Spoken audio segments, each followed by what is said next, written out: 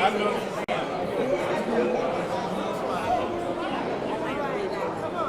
where you parked that? Oh, you went out the elevator. They might have went out the There's an elevator back here. What side you parked on? We all get on the elevator.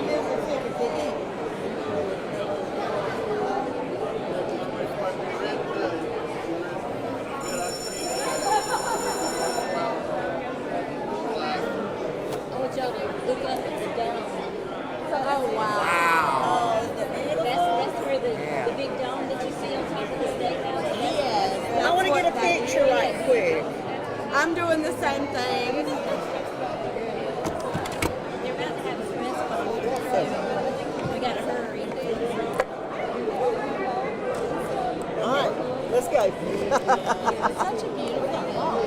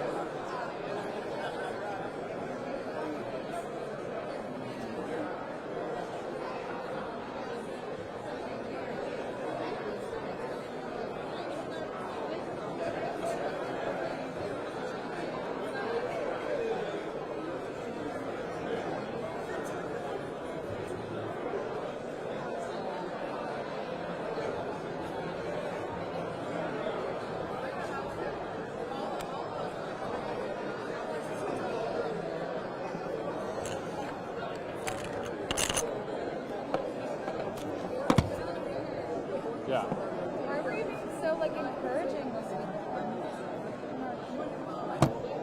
To be nice. I mean, I didn't believe you. I know we were waiting for separate seats.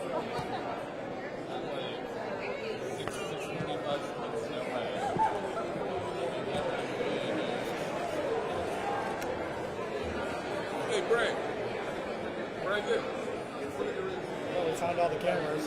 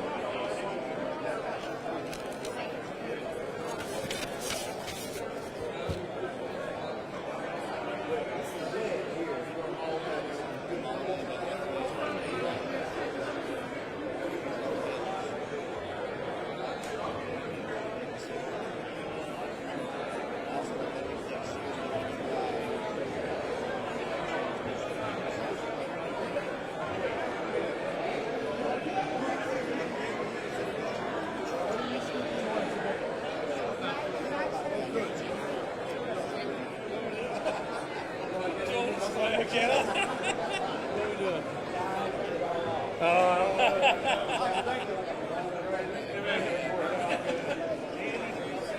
in due time, my friend. All in due time.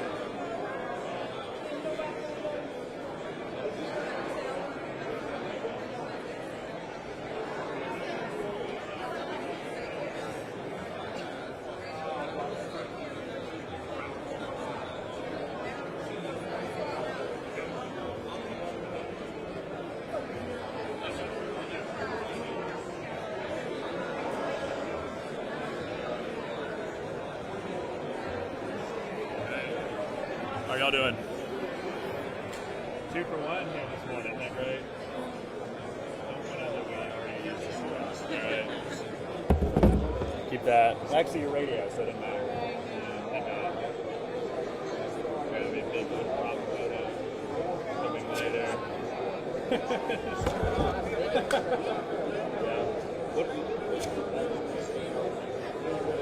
Yeah.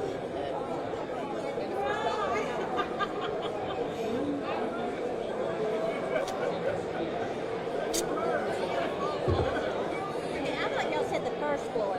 No, sorry, second floor. You made it though. You found us.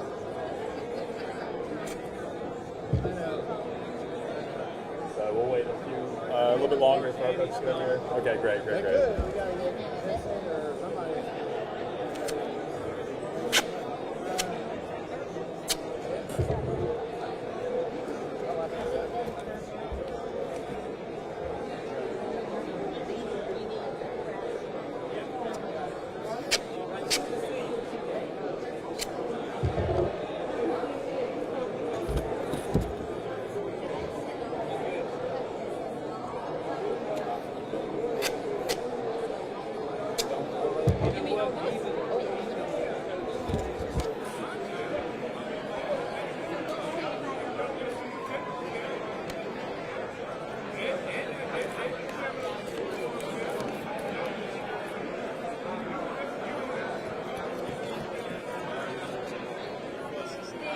Yes, ma'am. My shadow should be in the front. Okay. Or, I mean, you shouldn't be back here, right? You know, we're all about recycling. Dust it off. Exactly. Sorry. Yes, Half ma'am. over here. half Okay. behind us. Or either way, you did really Oh, interesting to it's stay with okay. us. Yeah, that's fine. And then we have some other school district folks as well.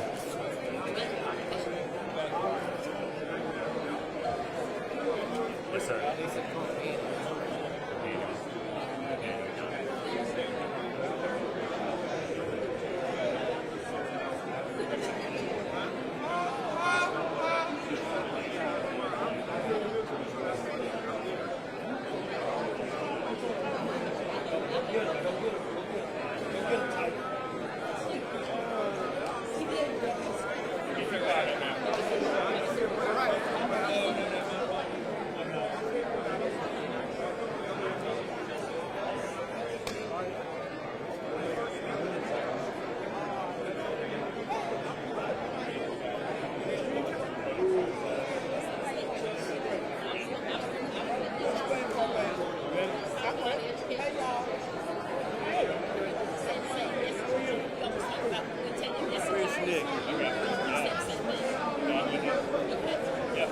Sorry, one second, let's check on.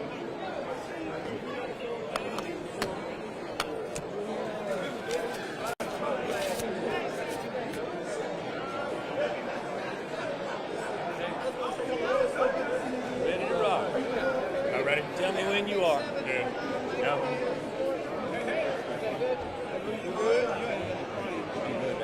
I'm ready. We're good. I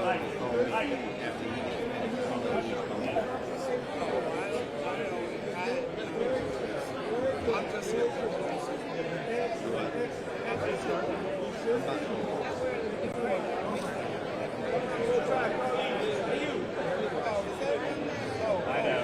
The instant out of me. There's another logo on there. Yeah. Cool. Absolutely.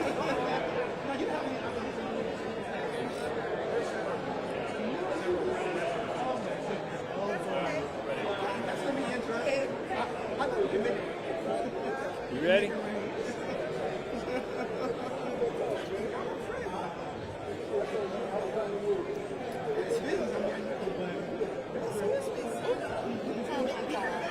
I'm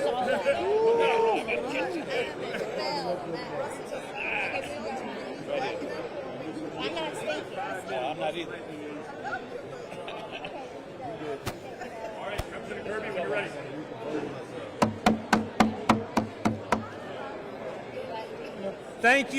Thank you all for your attention. Thank you for being here with us.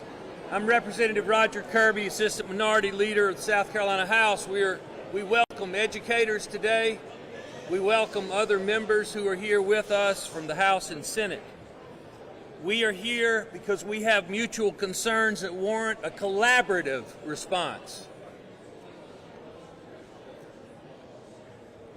We are now discussing the new Republican-led efforts to fundamentally alter the way that public education dollars are administered in the state of South Carolina.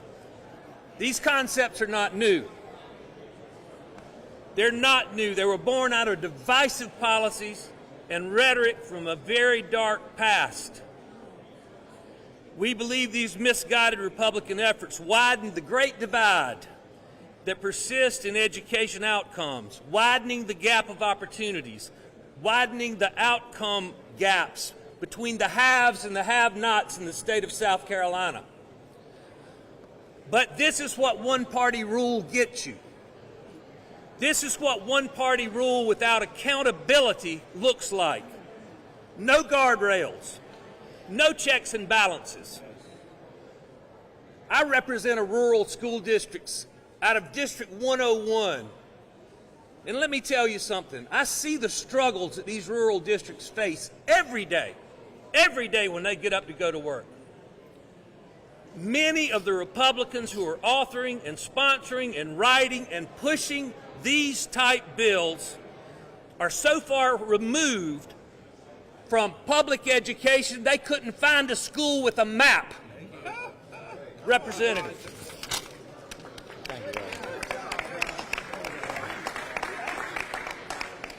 Thank you all for being here.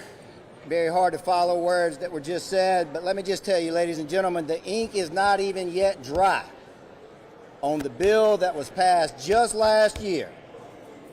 We have a Supreme Court hearing scheduled for tomorrow on a bill that is already blatantly unconstitutional.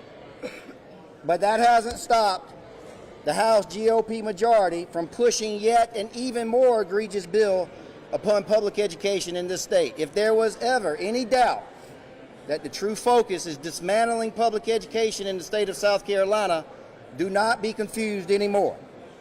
So all of the arguments that you heard last year about why this bill was needed to take care of the most disadvantaged of those across the state of South Carolina, out of the window. This new bill removes any type of financial requirement whatsoever. You don't even have to go to a public school the prior year. So all of the arguments that we heard were for nothing. So you are now seeing the authors of this legislation show you their true colors. And let me tell you what they're asking South Carolinians to do. They're asking you to buy a pig in a poke, because you have no idea how much this is going to cost taxpayers in the future. It is an open check for the South Carolina Department of Education to then take money away from our public schools and send to private schools. Nobody up here has a thing against private schools. If that's what people want to do, if that's where they want to send their kids, more power to them. But what we have stood for and will continue to stand for is public dollars that are supposed to go to our public schools should not go to private schools. Thank you very much.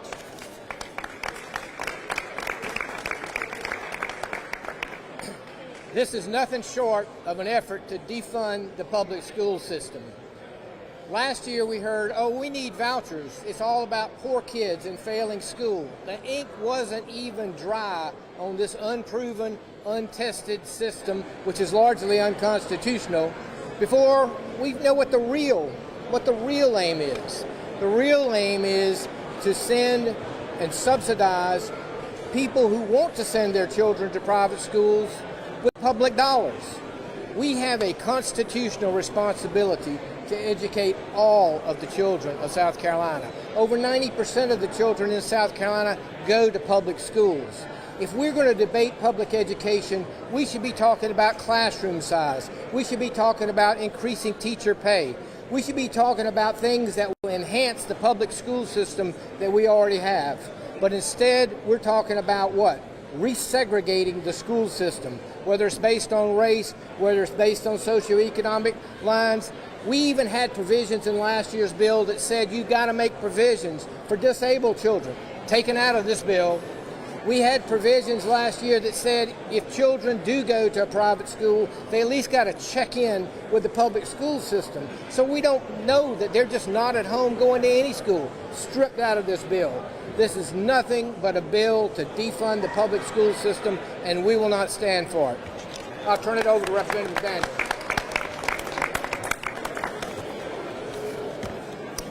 I am Representative Annie E. McDaniel.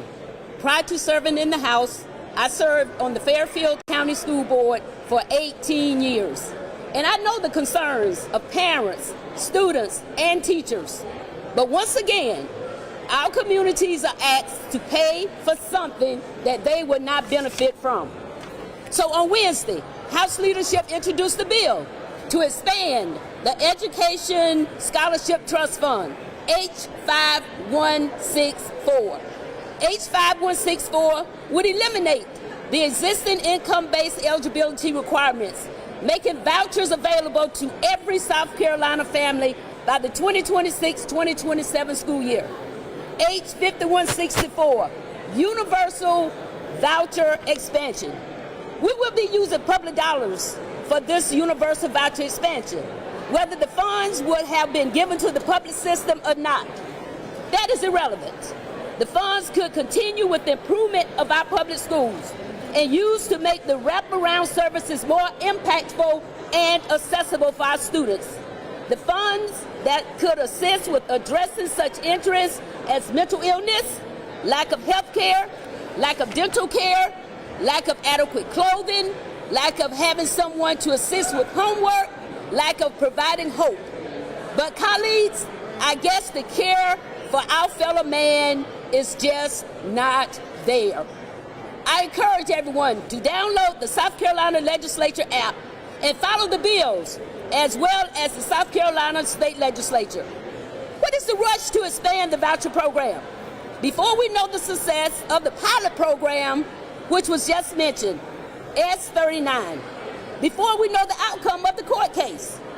So while there may be some who benefit from such a program, addressing those individual concerns should not outweigh the universal success of our public school system when adequately funded and adequately managed and adequately evaluated schools are starting to occur.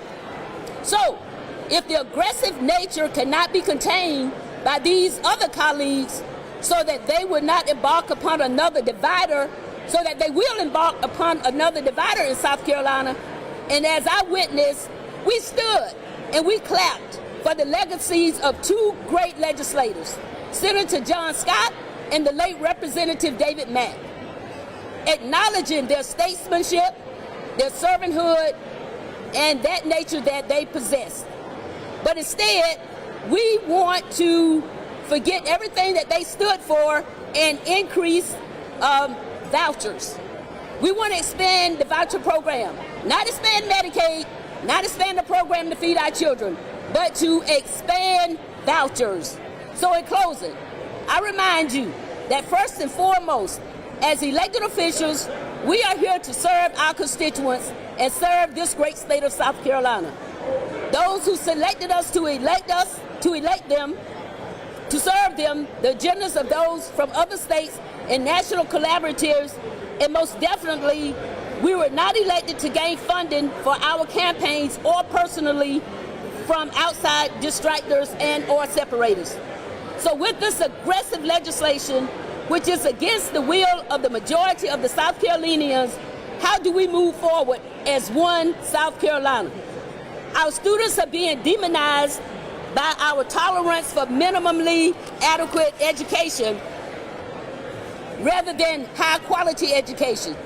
Yet, rather than improve the educational system that unites us, we rather try to turn back the hands of time and carry out a dream that has been plaguing public education for years.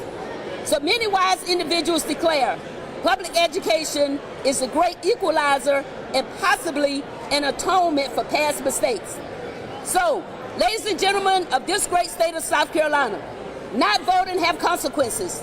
Please vote in the 2024 June primary and also the November general election so we can stop some of this crazy legislation that is being introduced against these great citizens of South Carolina.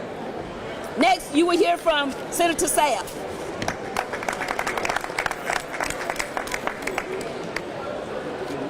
Thank you, Representative McDaniel and all others who have come before me. I just really want to ditto their remarks, number one, and then number two, just kind of close out this press conference. Representative Kirby said something that I think I'll pick up on when he talked about the haves and he talked about the have-nots. You see, years ago, as the story is told, there were a bunch of folks that were on a boat. The folks were the haves and the have-nots. It was a wonderful boat. Some would even classify it as being a great boat. But unfortunately, the boat began to leak. There were holes in the boat. Well, the have-nots sprung into action, plugging every single hole they could. The haves watched them work feverishly, trying to plug the holes. Unfortunately, there were not enough have-nots to plug all of the holes. The haves decided that they would watch and say to themselves, let the have-nots fend for themselves. Well, do I need to tell you all how that story ended? Yeah, the great boat, as great as it was, it sank. All of them perished. And I don't mind telling you all that occasionally I feel like one of the have-nots. And perhaps some of my colleagues also feel like one of the have-nots. You see, we have not the majority in these chambers. We have not the Speaker of the House. We have not the presidency, nor do we have the chairmanship of any of the committees. And so when I think about all of that, and I think about this boat, you know, South Carolina is unquestionably a great state, but I liken her to the great boat. I believe there are holes in the state of South Carolina. And I heard some reporter asking me, well, Senator Sapp, what kind of holes are you talking about? Well, I'm glad you asked. Because see, as long as South Carolina becomes and stays one of only 2 states in the United States of America to not have a hate crime bill, I say that's a hole in South Carolina. As long as we have no females on our state Supreme Court, being the only state in the United States to not have a female there, I say that's a hole in South Carolina. When the majority party refused to extend Medicaid and say that we believe that health care is a right for all and not a privilege for the few, I submit to you that that's a hole in South Carolina. When we have a minimum wage of $7.25 per hour, working families, working 40 hours a week and living in poverty, I submit that's a hole in South Carolina. And yeah, I'm gonna talk about it. When our state takes away a woman's right to choose, and then on the other hand, after taking that right away, they stand idle while a husband and a wife who is trying to transform their union into a family, and they want to use in vitro fertilization. That right is now being threatened by our state. The question is whether or not they will plug that hole, or do we have to plug it for them? When a state refuses to give food to hungry children over the summer. There's something fundamentally wrong with our direction, and I submit that that's another hole in our state. And so my colleagues today have talked about this voucher program and the detrimental effect and impact that it will have. What I am reminded of is the conversation that took place in one of my subcommittees, where one of my colleagues on the other side of the aisle said, "You're right, we are going to use public funds for private schools." That's exactly what we're going to do. And oh, by the way, Senator Saab, we're not going to allow any government interference, no government intrusion, you see. In the private schools, no government regulations, no, accountability, no oversight, no state standards. So we want our cake, and we intend to eat it too. I submit to you all, the fair-thinking people of South Carolina, that's simply wrong. And so when I think in terms of where we are as a state, I'm absolutely satisfied that we've got an opportunity to create the kind of vote that allows the tide to rise the quality of, or to raise the quality of life for every South Carolinian. I read a long time ago where a rising tide will float not just their boat, but every single solitary boat. And so we have an opportunity. Representative McDaniels, I think, hit the nail on the head when she called people to action and asked them to please, ma'ams and sirs, vote. Please say to the state of South Carolina that we don't believe in the haves or the have-nots. We are one people called to one cause. And that cause is to enhance the quality of life for every South Carolinian, to give every child a quality education. Public schools are for every child, not one, not two, but for every single child. And so, let me conclude with this. I believe that when we decide as a state that all rights matter, that all people matter, that we are not a red state or a blue state, but that we are one state and that we are all South Carolinians. And the bottom line is we need to put South Carolinians first. Representative.